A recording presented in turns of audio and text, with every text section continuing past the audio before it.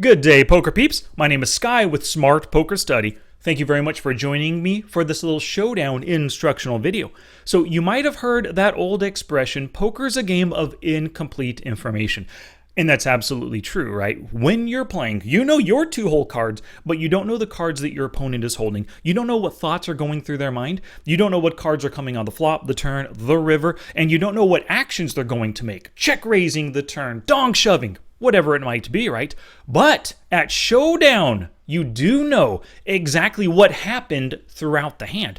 What you can do is now replay the hand. So, your opponent bets and then you call, they table the 6-5 of hearts. Well, replay the action in your mind, or if you're online, open up the hand replayer. If you're in a study session, do what I'm about to show you here. Replay the action from the very beginning, knowing what they held. Oh, they called pre-flop with the 6-5 suited. Why would they do that? They donk bet on the flop. They check called the turn. They check shoved the river. Now that you know exactly what they held and the hand strength that they held throughout the hand, you can utilize that information to kind of extrapolate the logic that they use in their decisions. You can kind of figure out what they value in a hand, right? Some players check raise every single time with a nut flush draw. Other players, no matter what, they will not check raise. They won't do anything but check call until they hit their draw. And even if they hit their 10 high flush or something, not the nut flush, the 10 high, they might just check call that river as well. They might check behind in case you have a higher flush, right? But the only way you're going to understand this logic that your opponents use is by paying attention to Showdown. So that's what we are doing today. The goal with today's session, and for you, every time you see a showdown, whether you're playing or in a study session afterwards, you've got to replay the action of the hand and try to learn something and take a note about your opponent on it. The reason for the notes is so that you can review them and exploit them later based on what you've already learned about them. So you can see here in PokerTracker 4, I have the Saw Showdown filter going on. 3,400 hands, positive $1,200 about, positive 310 big blinds per 100 hands. Things are looking good when I get to Showdown, right? What I want to do right now is I want to review 3 winning hands and 3 losing hands where we had some river action and actually street by street action to help us kind of like work out some of the logic our opponents use and the things they value in their hands. So let's start here. We're just going to be in the cutoff the whole time. Well, let's look at these 3 hands right here. Bet, bet, bet, check, call. I'm sorry, call, check, call, call, call, call, all 3 streets. And like I said, the goal is to take a note to learn something about our opponent in every single hand. We raise, we get a call, 2 folds. Okay, first, what do we know about our opponent? 41-2, I've color-coded him green, very fishy player, starting with a short stack, 51 big blinds. All signs that they're a loose, passive, fishy player, recreational player, probably as well. So if we hit that set, we're probably going for max value right now. And we hit the set. Not a super wet board. If he's holding an ace or a 4 or a 6, he has some kind of draws. But this player is so loose passive, he's probably capable of calling with a couple overcards, ace, king, king, queen, jack 10 maybe. Especially if he has 2 clubs, 2 diamonds, 2 spades for some kind of a backdoor draw, right? So let's go for some value here. 5 into 7.4, and he calls. Lovely. Remember, he's on the button right there. Another club comes. If he had a couple of clubs, now he turned a full flush draw. But that doesn't complete any kind of straight draws or anything. We're not really scared. You can see how much we're betting really big here. Look, it doesn't like to fold. So I utilize the Smart HUD as much as possible to exploit my opponents. When you realize an opponent is not folding on a given street and you have a value hand, you've got to bet and bet big for value. And look what this sets up for us. 45 big blind pot on the river, 32 big blinds behind. I'm trying to win his full stack right here. The 8 comes, yeah, it wasn't a club at least. The 6, 7 just now completed a straight, but whatever he had that he was able to call on the flop and turn, that probably didn't help him unless it's pocket 8s and he rivered us with a better set, right? But in general, like, we love our hand right here. We're hoping he can call with just a 5, with maybe pocket 10s even, which we crushed the pocket 10s with our set. So we shove all in. He only has 32 big blinds behind. We didn't want to bet smaller to try to squeak out value. You know, this player is totally capable of calling all 3 streets with a crap hand. We're just allowing him to make, to turn his normal tendency into the biggest mistake possible. And he calls. Ace king right here, 2 overcards. So let's, like I said, once you see that showdown, you see the exact hand strength they made all of their plays with. Let's review the hand. He's calling with just 2 overcards. Calls a big bet with just 2 overcards. He's calling with a 6-outer. Overpays for his draws for sure. The 8s hits, he's already said, crap, I've already committed about half my stack. I'm committing it all in here. You can see this is a total fish. We got to go for max value as often as possible. So when you take a note on a player, always use your poker tracking software's notes. And the reason for this is if you take it within the software, like if you play on PokerStars or America's Card Room or something, when you're reviewing your hands afterwards, you can't see those notes on them. You can only see the notes if you take it within the PokerTracker 4 software. So let's see here. He called flop turn river with 2 overs, ace king on 9 high board for full stack. 55 big blinds. I think he started with roughly 55, 57 big blinds? 54 big blinds, yeah. So this means, this is what I do for my notes. Go for max value. Don't often bluff. So when I make a note that's not in all caps, that's generally what they did in the hand to help me kind of review and understand some of their logic. When I put a note in all caps, that's telling me to do something. I am giving myself an order right here. You can see if we just had ace queen and we triple barrel bluffed, he's not capable of folding an ace king, right? We would have doubled him up and he would have totally just bluff caught us at the end. So only go for value against a player like this. All right, so that's a pretty good note. Now, your notes are only going to be useful on players if you open them up again. You could see all of these boxes have kind of like a yellow highlight around them. That means there are notes on them in the past. They're either auto-generated notes by PokerTracker 4 or my personal notes that I took on them. Anytime you get involved in a hand, come on, action. Oh, we're at the start already, my bad. Anytime you get involved in a hand, if you're not overwhelmed by too many tables and other hands going on, as soon as he calls, I should be looking, 41-2, loose passive player. Oh, I should be going for max value. Oh, I have a note on him. Bam, there's my note. Read it and give yourself some ways to exploit them in this current hand that you're playing against them. Oh, pocket aces. Raise, call, squeeze, fold, a call. So like I said, as soon as he makes his call, take a look at your notes. And min open call 12 big. Oh, this might be the hand right now that we're on. So I might have already taken a note on this one, but let's take a look here. So he called, loose aggressive player, donk betting half pot right now. We got such a strong pair, but he might be doing this. Oftentimes players make donk bets with some kind of a draw at less than half pot. This is about half pot. So, okay, I just call right here. Maybe I'm putting him on a 6 or a 9. I should have bet for value at that point. The board just got a little bit wetter, more straights out there. And he bets half pot again. I think a call is in order here. And so this was that hand, pocket 4s. Now, if we replay the action of the hand, we know that he had pocket 4s, right? Let's see what he does here. Opens and then calls with pocket 4. So he set mines in a 3-bet pot with pocket 4s. Doesn't hit it. Donk bluffs with third pocket pair. Good. The 8 hits, does not do a double barrel when he's scared of his hand. He probably puts us on 10s or jacks or something. King hits, and now he makes a desperation river bluff for half pot, and then we just call right here. So EP min open call 12 big blind squeeze. Out of position with pocket 4s. Donk bluff half pot on flop. Check turn. So let's go like this. Capable of 1/2 donk bluff on flop and river check.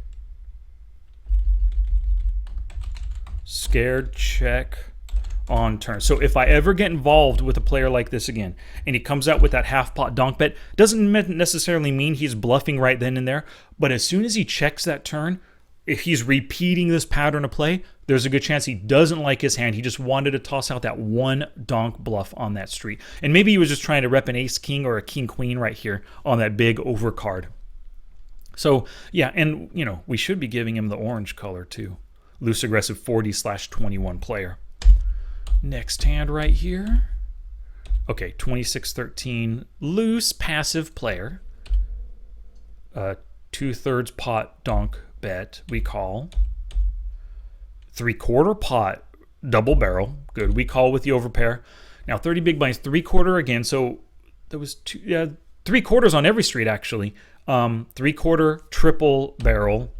And then we call, just hoping he doesn't have a 7, like ace 7 right now, just now rivered a full house on us and beat us. 5-6 busted open ender. All right, that's interesting. So cash, capable of triple barrel donk bluff 3/4 pot with busted flop open-ended straight draw. That means what I can do, bluff catch when in position with strong pair or better, right? So if I ever see him do something like this again, I need to know that he's capable of triple barrel bluffing for 3/4 pot. Not many players can do that. You can see he has 251. I have 251 hands on him. If he's using a HUD, he has the same number. He probably sees that I'm a nitty or tight player. I'm not generally an 8-8. This is just 14 hands. I'm normally a tight aggressive player, something closer to like this, 14-12 kind of a player. He might see that about me, and he's just counting on his triple barrel bluff working. Unfortunately for him, it didn't. We got him this time. All right, so let's take a look at some losing hands. Let's just sort it by losing. Like I said, we'll do 3 river actions: bet, bet, bet, call, raise, check, call, betting all streets right here. Now, once again, we are going through, looking at Showdown, seeing what we can learn about our opponents. Top pair, value bet, call, calling, shoves on us right here. Is he doing it with anything worse than ace, jack, 2 pair? Deuce trips would be the worst hand. Ace king, ace queen, ace 10 would probably just call, especially versus my triple barrel, right? He also shows the propensity to just fold a lot, 56%, and he only bets the river 4 out of 18. He's an honest river player. Can he do this with worse than top 2? No. It's trip, deuces, or better. So 4-5, ace, deuce for the rivered full house as well. Hate the call. I think I'm throwing away that additional 42 big blinds. I think so. Deuce 3. Capable of calling pre-flop with 2 other players. A guy that is capable of 3-betting a lot. Jack and Coke. Good drink. Yep, he just called with the deuce 3. So I guess he likes suited connectors. Maybe any of them. Just calls with trips. Turns the full house. Just calls. So we made a decent sized bet. Maybe he's thinking that he can get our full stack. He doesn't have to raise here. The ace hits. We bet big once again. He shoves. Okay. Yep. Good. So let's see what we can say about this player. I always put the words cash or MTT or sit and go depending on the format I play with him. Button, call, 3 deuce suited, flop, trips, turn, full house, just call. Raise, shove on river, probably to look bluffy. People do that all the time.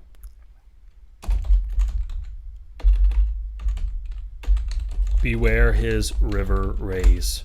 Exactly. I should have, if I would have seen that ahead of time, 25-20, loose aggressive player, and maybe I wasn't even paying attention to his stats, how honest he is on rivers, I should have folded right there and saved the money. Actually, I could have, yeah. Bet and then folded, or even check called a smaller bet right there. All right, pocket kings, loving the 3-bet. So tight passive player calls. I'm pretty sure I'm going to be going for max value right here if I like my hand. And he bets half pot, and I raise. Good. Love the raise right here for value. Now, a player like this, could be donking a set, 4s, 6s, or 9s. Could also have pocket 10s, jacks, queens, something that I am currently ahead of right now. Maybe even ace king with a couple hearts. I don't have the king of hearts. King queen with a couple hearts, 10 jack with a couple hearts, right? There's a lot of stuff that he could be betting, so I'm getting value out of a lot of those draws and weaker hands right now, I think. The 8 of hearts hits. What a bummer. He checks. So in case he had the draw, that not only completes the flush draw, but it also completes a straight draw, right? 3 to the straight out there. 5, 7, 7, 10. Not that he has those because we 3-bet him pre-flop. Yeah, he doesn't have those, so we got to ignore the straight potential. The jack hits and he bets small just in case. Queen 10? Just in case he rivered a straight or turned his flush, I think we just call here. Good. Ace 5. Oh, interesting. So if we replay the action of the hand, he had that ace 5 of hearts. Oh, it's not popping up. There we go. Calling with ace 5 suited, so he likes the suited aces for calls. Donk bet. Min open, call, 10 big blinds, out of position, ace 5. Oh, so we've already donk, block bet, and then call with nut, flop with nut flush draw. Good.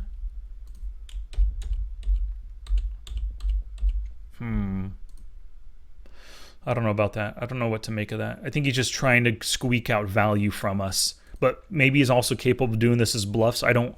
Yeah. Hit turn. Bet river for, I guess, 1/5 pot, roughly.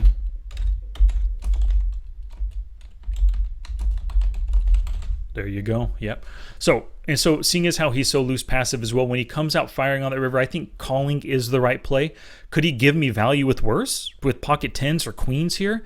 He possibly could, but I don't think 10s would bet. Queens, like literally only one combo of hands might give me value. Ace jack could as well. Another hand. But yeah, I think that's the right play. So good. We learned about him. We learned he's capable of calling with suited aces. That's an important thing for the future against this player. One more hand. Oh, 10-8 offsuit.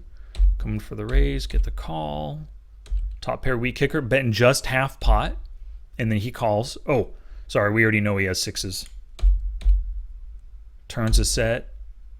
Calls. Oh, doesn't want to scare us off maybe? 84 big blinds behind. Only 34 after he calls. I think it's time to raise something. But maybe he thinks we have ace-king and we could be folding. Maybe he's waiting for the river. Give us a false sense of security. And then we bet. He just calls? He's not going to put us on a 5. He could be a scared river player, even with a set of 6s, which is such a strong hand. What? We only beat him with pocket 10s. Or pocket 5s or ace 5, I guess. There's really not much. He's ahead of most things. We could be triple barreling here with jacks, queens, kings, ace 10, 10, 9, 10 jack. There's so many things that he's ahead of. He should have raised us. I'm glad he didn't. But he might be a scared on the river without the nuts. Maybe scared on a river without nuts. Oh, call, flop in position with second pocket pair. That's an interesting thing to note about this player. I don't know if we might be able to use this in the future. Well, if he's maybe scared on the river without the nuts, potentially, if he ever raises us or bets big on a river, we should probably expect him to have a good hand, and we probably have an easy fold. If we knew that, like let's say that information, if we knew it about this player, we could potentially fold there. But if we knew it about this player, we could have easily folded on this river right here. Alrighty, everybody, thank you so much for watching. Do this same thing. Go through showdown hands, maybe buy position, look at big losing, big winning hands, whatever it is. Try to learn something from every showdown that you see, and make sure, just like we did, take a note of it right here so you can refer to them later on and use that information to exploit your opponents. All right, thank you so much for watching. If you enjoyed the video and learned something from it, please give it a thumbs up and subscribe to the channel down below, and I'll catch you in the next one.